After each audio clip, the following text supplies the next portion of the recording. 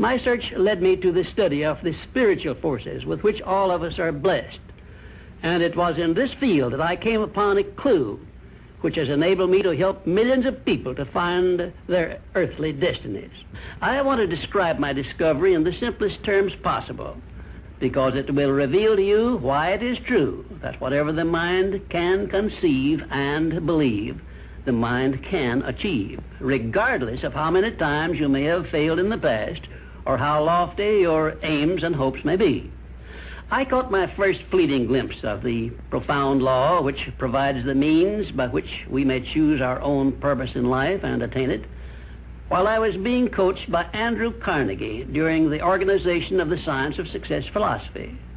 I had just finished telling Mr. Carnegie that I feared he had chosen the wrong person to give the world the first practical philosophy of personal success because of my youth, my lack of education, and my lack of finances.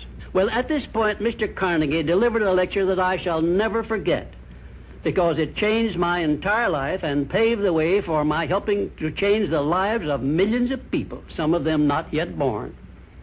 Let me call your attention to a great power which is under your control, said Mr. Carnegie, a power which is greater than poverty, greater than the lack of education, greater than all of your fears and superstitions combined.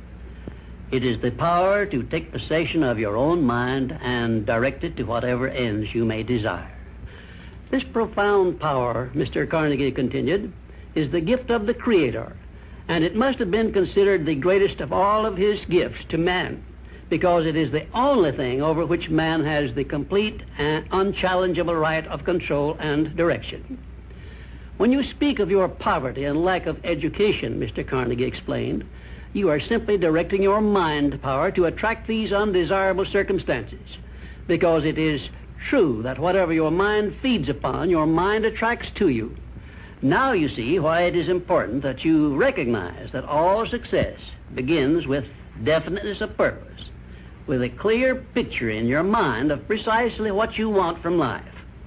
Then Mr. Carnegie continued his speech with a description of a great universal truth which made such an impact upon my mind that I began then and there to give myself a new outlook on life and set up for myself a goal so far above my previous achievements that it shocked my friends and relatives when they heard about it.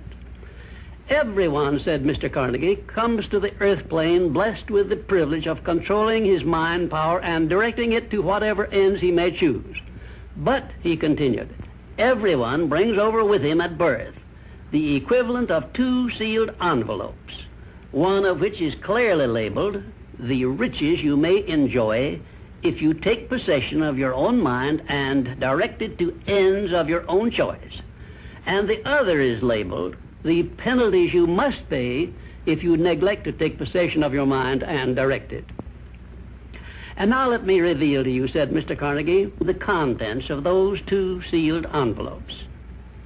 In the one labeled riches is this list of blessings. 1, sound health. 2, peace of mind. 3, a labor of love of your own choice. 4, freedom from fear and worry. 5, a positive mental attitude. 6, material riches of your own choice and quantity. In the sealed envelope labeled penalties, Mr. Carnegie continued, is this list of the prices one must pay for neglecting to take possession of his own mind. 1, ill health. 2, fear and worry. 3, indecision and doubt. 4, frustration and discouragement throughout life. 5, poverty and want. 6, and a whole flock of evils consisting of envy, greed, jealousy, anger, hatred, and superstition.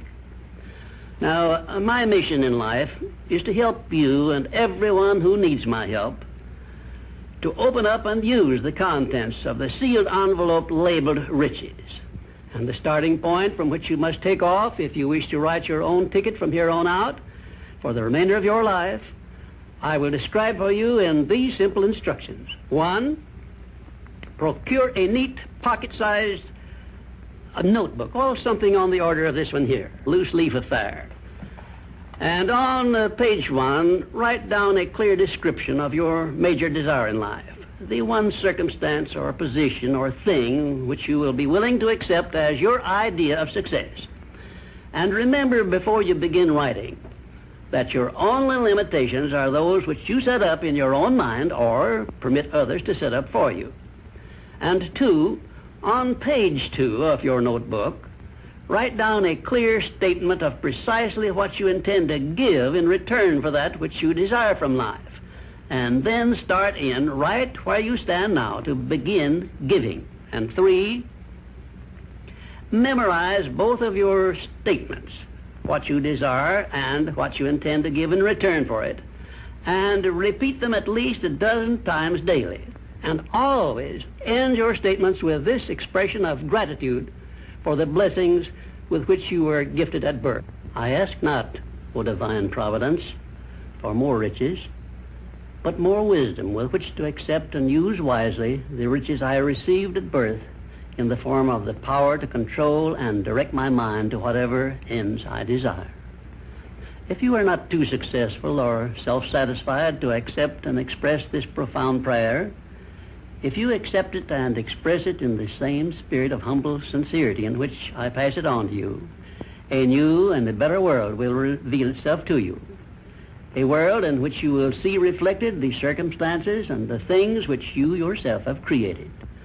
And now let me close this, our first visit, with my favorite expression of gratitude. O divine providence, I ask not for more riches, but more wisdom with which to make wiser use of the riches you gave me at birth, consisting in the power to control and direct my own mind to whatever ends I desire.